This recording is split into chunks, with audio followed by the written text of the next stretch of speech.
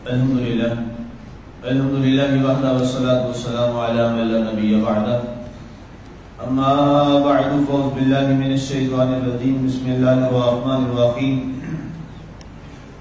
قل هو الله أحد الله الصمد لم يلد ولم يولد ولم يكن له كفوا أحد. آپ فرمائیں اے محبوب صلی اللہ علیہ وآلہ وسلم، اللہ یکتا و یگانہ ہے، اللہ بے نیاز ہے، نہ اس کی کوئی اولاد اور نہ ہی وہ کسی کی اولاد ہے، اور نہ اس کا کوئی ایک بھی ہم پلہ اور اس کا ہمسر جوڑ ہو سکتا ہے. سامعین، آج ہماری سورہ اخلاص کی آیہ مبارکہ نمبر 4 تک کی تلاوت و ترجمہ کا شرف نصیب ہوا.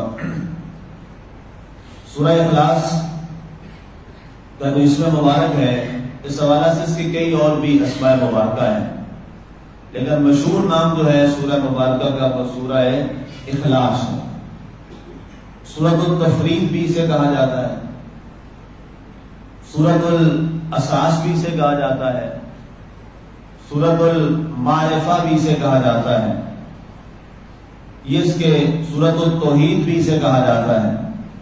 یہ اس کے مشہور جو ہے اسماء گرامی ہیں، لیکن زیادہ جو مشہور ہے وہ سورہ اخلاص کے نام سے ہے. اور اس کی وجہ یہ ہے کہ اللہ تعالیٰ نے اس میں اپنے رب ہونے کے حوالہ سے، اللہ ہونے کے حوالہ سے اپنی خالصتاً توحید کا ذکر کیا ہے. اس لیے جتنی توحید اس سورہ مبارکہ میں ہے کسی اور سورہ مبارکہ میں نہیں. خالصتاً تمام الفاظ سورہ مبارکہ کے از اول تا آخر تمام جو الفاظ ہیں وہ اللہ کی وحدانیت، اس کی توحید، اس کے یکتا اور واحد ہونے پر دلالت کرتے ہیں اور اس کا بیان ثبوت ہے. اس بنیاد پر اس سورہ مبارکہ کو سورہ اخلاص کہا جاتا ہے. سورہ تفرید اس لیے کہا جاتا ہے کہ اللہ تعالیٰ کی ذات تمام کائنات سے افضل اور اعلیٰ، اور وہ واحد ہے جس کی کوئی مثل و مثال نہیں ہے، تو اس لیے اسے سورہ تفرید کہا جاتا ہے. سورۃ الاساس سے اس لیے کہا جاتا ہے کہ یہ وہ سورہ مبارکہ ہے جو ہم سب کے ایمان کی اساس اور بنیاد ہے، کیونکہ کسی بھی صورت میں ایمان کی جو اساس اور بنیاد ہے وہ کیا ہے؟ وہ اللہ کی توحید، جو سارے انبیاء کرام میں مشترک وہ توحید ہے.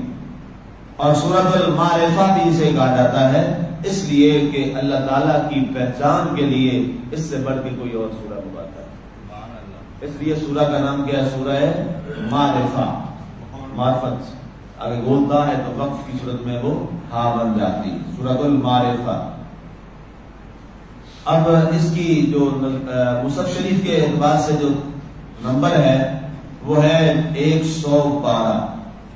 قرآن پاک کی ترتیب کے اعتبار سے اس کا 114 صورتوں میں سے اس کا نمبر ہے 112، اور نزول کے اعتبار سے یہ 22ویں نمبر پر نازل ہونے والی سورہ مبارکہ ہے. جو صورتیں نازل ہوئی ان میں سے 22ویں نمبر پر یہ سورہ مبارکہ آقا کریم علیہ السلام پر آپ کی مکی زندگی میں آپ پر نازل ہوئی. یہ سورہ مبارکہ جو ہے مکی، حضرت نبی صلی اللہ علیہ وسلم سے پہلے نازل ہوئی. اور اس کا آغاز جو ہے اللہ تعالیٰ نے اپنے محبوب صلی اللہ علیہ وسلم سے گفتگو کی صورت میں کیا. اے اللہ کی توحید، اے اللہ تعالیٰ کی وحدانیت کا ذکر. لیکن آغاز اس کا جو ہے وہ ہو رہا ہے لفظ کل سے. اور کل سے کیا مراد ہے؟ اللہ فرما رہا ہے اے محبوب صلی اللہ علیہ وآلہ وسلم آپ ارشاد فرما دیجئے، آپ بتا دیجئے لوگوں کو. اب لفظ کل پر بہت ساری ابحاث آئی ہیں کہ اللہ تعالیٰ نے وہ اللہ احد سے توحید کا آغاز ہونا چاہیے تھا، لیکن اللہ تعالیٰ نے اس سے پہلے لفظ کل کا استعمال کیا ہے. ظاہر لفظ کل کا تعلق تو توحید سے نہیں ہے، وہ تو اللہ رسول کے درمیان ایک بات اور گفتگو ہے اور انہیں ایک امر دیا جا رہا ہے. تو فرمایا اس کی وجہ بہت ساری وجوہات ہیں. ایک بڑی وجہ تو یہ ہے، ظاہر ہے اللہ تعالیٰ نے جب بھی کسی بات کا اعلان کیا اپنی مخلوق میں تو اللہ تعالیٰ نے درمیان میں زبان اپنے محبوب کی استعمال فرمائی، تاکہ جب اس بات پر انسان عمل کرے تو انسان کو دوہرا اجر ملے. ایک اللہ کے حکم پہ عمل کرنے کا، دوسرا محبوب خدا صلی اللہ علیہ وسلم کے حکم پہ عمل کرنے. ایک تو یہ بڑی وجہ ہے. اب جب ہم قل هو اللہ پہ، قل هو اللہ احد پہ عمل کرتے ہیں، ایک تو ظاہر ہے قرآن پاک ہے، اللہ تعالیٰ کا کلام ہے، اس پر براہ راست ہم عمل کر رہے ہیں. ایک تو اللہ اس کا اجر عطا فرمائے. دوسرا یہ ہے کہ اب یہ بات کس نے فرمائی ہے؟ جناب رسالت مآب صلی اللہ علیہ وآلہ وسلم نے فرمائی. اب یہ تعلق درمیان میں آپ کا کریم علیہ السلام کا جو ہے، اور اس سے ان لوگوں کا رد ہو جاتا ہے جو یہ کہتے ہیں کہ حدیث نبوی صلی اللہ علیہ وسلم اور نعوذ باللہ سیرت نبوی کی ضرورت ہی نہیں ہے، اور وہ لوگ منکرین حدیث ہیں، حدیث کا انکار کرتے ہیں. ان کے لیے سب سے بڑا جواب یہ ہے کہ تم تو اللہ تعالیٰ کی توحید کو بھی سمجھ نہیں سکتے جب تک حدیث رسول سامنے نہ آئے. حدیث کیا ہے؟ یہ پورا کلام کس کی زبان سے آیا؟ ہمیں جبریل نے تو نہیں سنایا، نہ ہم نے جبریل سے سنا ہے. ہم تک تو یہ کلام کس کی زبان ادب سے ادا ہوا؟ جناب رسالت مآب صلی اللہ علیہ وآلہ وسلم کی لسان ادب سے زبان مبارک تک صحابہ تک پہنچا، اور وہاں سے چلتا چلتا چلتا ہم تک پہنچا، اور ہم سے آگے باقیوں تک جب تک دنیا قائم ہے یہ آگے سلسلہ چلتا رہے. تو ظاہر ہے بلا واسطہ نہ صحیح بال واسطہ یہ کلام ہم تک کس کے ذریعے پہنچا؟ رسول اللہ صلی اللہ علیہ وآلہ وسلم کی ذات پاک کے وسیلہ سے ہم تک پہنچا. اس لیے منکرین حدیث کا سب سے بڑا جواب جو ہے یہ، اگر تم اس بات کا انکار کرو گے تو پھر قرآن کے 30 پاروں کا کیا کرو؟ یہ بھی تو اللہ کے رسول کی زبان پاک سے ادا ہو. بہرحال ایک تو یہ بڑی وجہ، اور دوسری وجہ یہ ہے کہ اللہ تعالیٰ نے یہ والا انداز کسی اور سابقہ انبیاء میں سے کسی کے ساتھ ایسا اختیار نہیں کیا. یہ صرف اللہ نے اپنے محبوب کے ساتھ کیا ہے، اور فرمایا محبوب آپ فرما دیجیے. تو مفسرین نے لکھا، جلالدین سیوطی رحمۃ اللہ تعالیٰ نے بڑی محبت بری بات کی.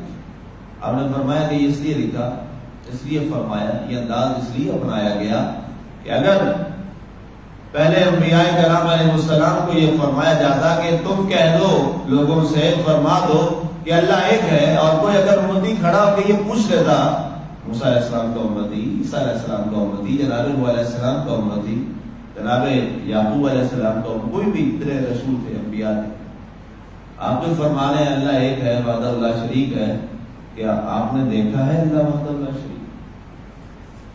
کوئی بھی بندہ بات کرتا یعنی آپ نے دیکھی ہے، عام ایک مقولہ اور تقاضا بھی یہی ہے. تو اگر یہ بات کہہ دی جاتی اور سوال ہو جاتا تو کوئی نبی یہ نہیں کہہ سکتے تھا، کوئی بھی رسول یہ نہیں کہہ سکتا تھا کہ ہاں میں نے دیکھا ہے اللہ وحدہ لا شریک.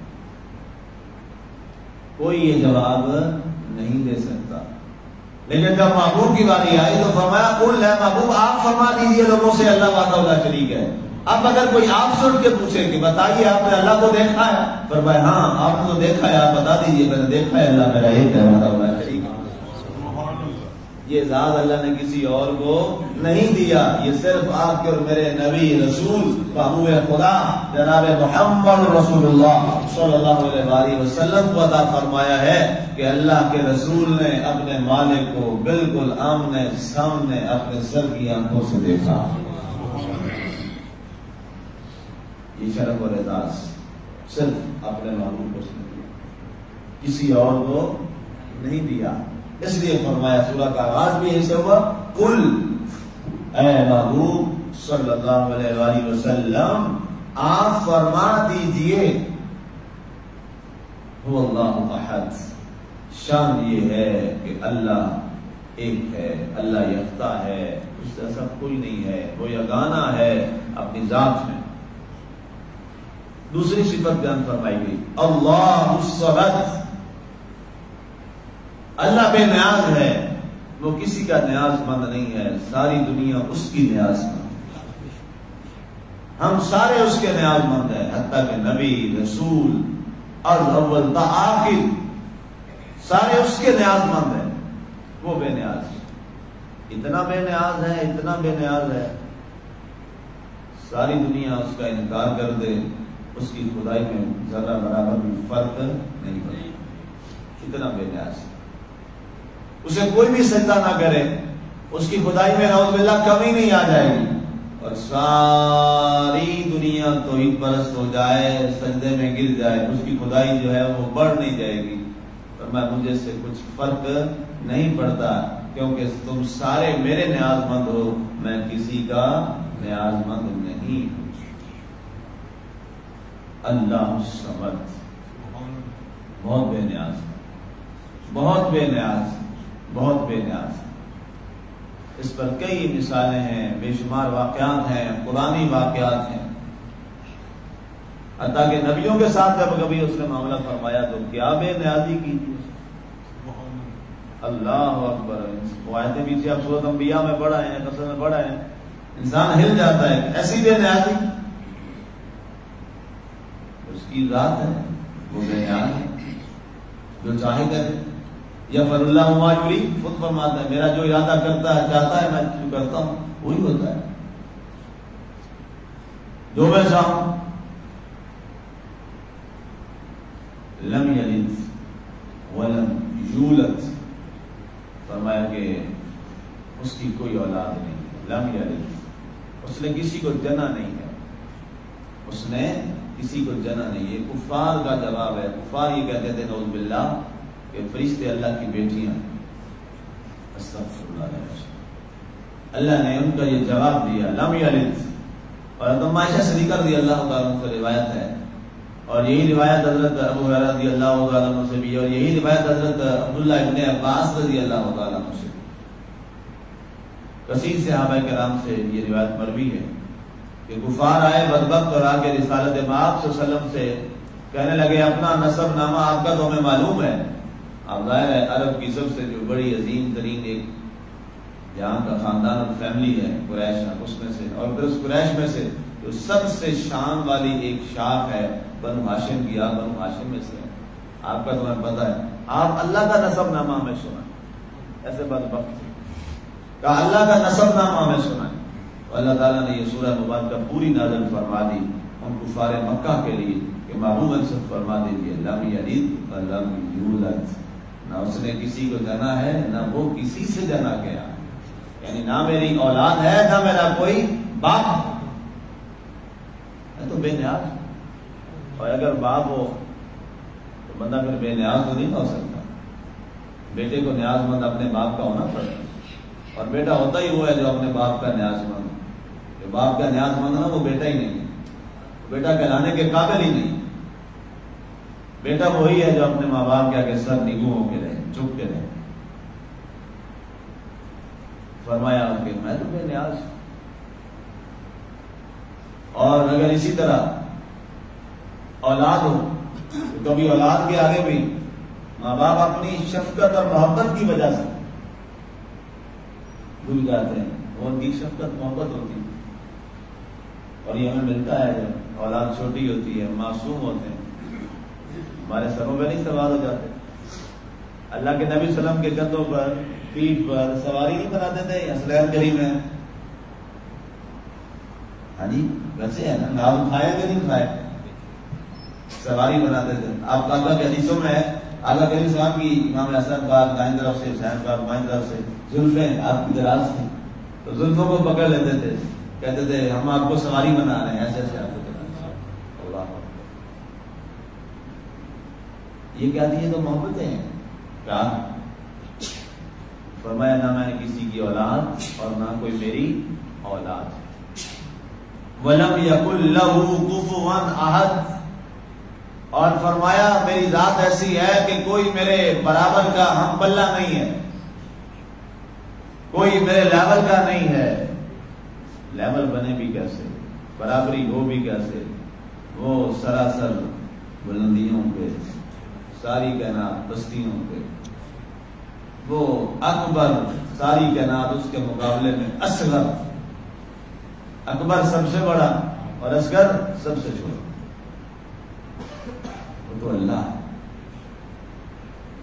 اور یہ توحید جو ہے نا جی، اور اس کی ذات باقی منظر نامہ جو قیامت میں ہوگا نا، میں پہلے درس میں آپ کو بتایا تھا کہ جب سب کو موت آ جائے گی، حتیٰ کہ ملک الموت کو بھی موت آ جائے گی، موت دینے والے کو بھی موت آ جائے گی، حضرت اسرائیل علیہ السلام، ساری کائنات ختم، سارے نبی رسولوں پر موت تاری، موت والے فرشتے پہ موت تاری، سب ختم۔ یہ حدیث قدسی میں آتا ہے، اللہ کے رسول نے فرمایا، اللہ نے مجھے فرمایا کہ اے محبوب اس کے بعد میں آواز لگاؤں گا، اے کوئی میری برابری کرنے والا کدھر ہے؟ میں آواز لگاؤں، کوئی بھی نہیں، کوئی صدا نہیں آئے، نہ کسی نبی، نہ رسول، نہ فرشتہ، نہ کوئی اور چیز۔ پھر آواز آئے گی، اے کوئی میرے برابر جیسا، اکیلا، وحدہ لا شریک، یکتا، یہ آواز لگا رہا ہے۔ اور وہ لمحہ کیا لمحہ ہوتا، اللہ اکبر، اللہ اکبر۔ فرمایا جب کوئی 3 بار صدا دینے پہ کوئی صدا نہیں آئے گی، صدا آنی کہاں سے؟ کوئی اور صدا نہیں، وحدہ لا شریک وہی ہے، ازل سے بادشاہی اسی کی ہے، ابد تک بادشاہی اسی کی ہے۔ جب کچھ نہیں تھا تب بھی وہی تھا، جب کچھ نہیں ہوگا تب بھی وہی ہوگا، ویسی کائنات پر محیط۔ توحید کے جام میں ہمیں ڈوبنا چاہیے، اس میں ہمیں بہت تازہ ہونا چاہیے۔ اگر انسان اپنے آپ کو اس توحید والے جام میں مست کر لے تو انسان کبھی برائی کے قریب نہیں جا سکتا۔ جب اس کی توحید اتنی مضبوط ہو جائے کہ میری سوچوں سے بھی اللہ واقف ہے، جو بھی سوچ پیدا ہونی ہے اللہ اس سے بھی واقف ہے، میرا ارادہ کیا ہے اللہ اس سے بھی واقف ہے۔ ہم لوگوں کو دھوکہ دیتے ہیں، لوگوں کی آنکھوں میں دھول جھونکتے ہیں، ہم کسی کو دھوکہ نہیں دیتے، ہم اپنے آپ کو دھوکہ دیتے ہیں۔ یہ بات یاد رکھیے، ہم اللہ کو بھی دھوکہ دینے کی کوشش کرتے ہیں۔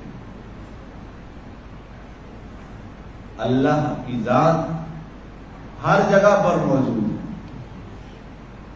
وہ ہمارے ظاہر و باطن سے واقف ہے، وہ ہماری جلوتوں اور خلوتوں سے واقف ہے۔ میں نے آپ کو واقعہ سنایا تھا ایک بزرگ کا، یہ صوفی لوگ اس بات پہ اللہ کی توحید پر بہت زور دیتے ہیں، اس لیے تو بار بار کلمہ شریف پڑھاتے ہیں۔ جتنے بزرگان دین تھے وہ کیا کہتے ہیں؟ لا الہ الا اللہ محمد رسول اللہ، لا الہ الا اللہ محمد رسول اللہ، اسی پر لو، تاکہ کم از کم یہ جو لا والا معاملہ ہے نا یہ پکا ہو جائے تمہارے دل میں۔ تو جس کو لا اور الا سمجھ آ گیا اس کا بیڑا پار ہو گیا۔ لا الہ الا اللہ، مطلب گواہی پہلی یہ کرتا ہے، کچھ نہیں ہے اس کائنات میں، صرف اللہ ہے یا پھر محمد رسول اللہ۔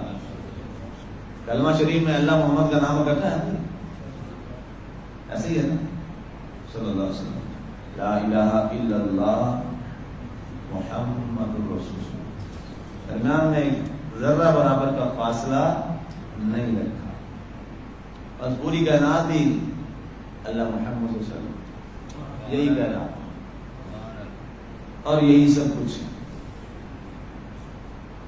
یہی ہمارا مدار ایمان ہے اور یہی ہمارا مرکز ایمان ہے، اور کامیابی بھی یہی ہے۔